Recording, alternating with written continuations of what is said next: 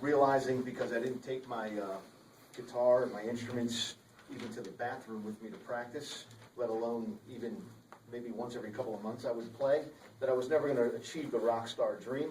I met somebody in my life that said, look, maybe you're not good enough to play and become a rock star, but the stuff that you write is good enough to get out there, so why don't you look in another direction?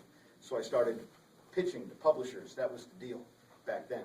You pitched to publishers, and if they liked it, you got involved in a single song contract that was exclusive. They locked your tune up for 1 to 5 years. You couldn't do shit else with it, and you hoped that they plugged it and they got it placed. And if it didn't, hopefully you had a reversion clause in your contract and you got it back to do other things. It's a completely different time now.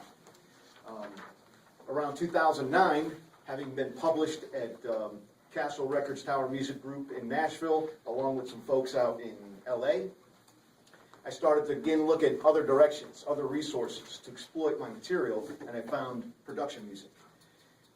Who knows what production music is? Everybody in here knows what production music is, because if you ever watch a commercial, the background of a movie or television, any advertisement, even web video, that's production music. It's music used for either background or transition, bumpers in, bumpers out of television programs, movies, trailers. It's all production music. And so that opened a bunch of new doors for me, and since then I have material licensed on every continent except Antarctica, through a variety of music libraries, which are different from publishers. Now, I only see a handful of faces that were here for the first session, and I got some feedback that it might have been a little bit technical, so we're going to kind of step it down and start from real scratch. So those of you that were here, feel free to ask more technical questions than where I am. But for those of you that weren't here the first time, you're going to get kind of even a less technical version of what we discussed a couple months ago. Who here is not a member of a performing rights organization? BMI, ASCAP, CSAC? You're not. Okay. I am a member. You are a member. Yeah. Right. Great. Who are you with? Me. You're your own performing rights organization? No. Which one? ASCAP. You're with ASCAP. ASCAP, because I recorded CD and I put it on CD Baby, and it's appears on Amazon and everywhere. Right. So I wanted to copyright it. So I said that. Absolutely.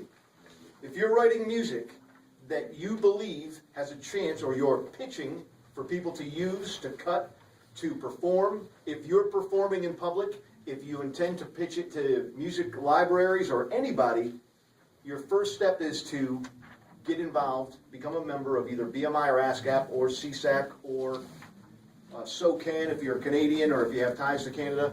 But if your music's used or you perform it in public or it's otherwise utilized in media or performed in public, you're never going to get royalties until you're with a performing rights organization. So that's if you're here and you're not a member, you're behind one step. So go home this month, before you come back next month, sign up. BMI is free. I think ASCAP has a fee. They both essentially perform the same functions. You'll find kudos for BMI writers and complaints, and the same for ASCAP. So check it out, do your own research, see what you feel best.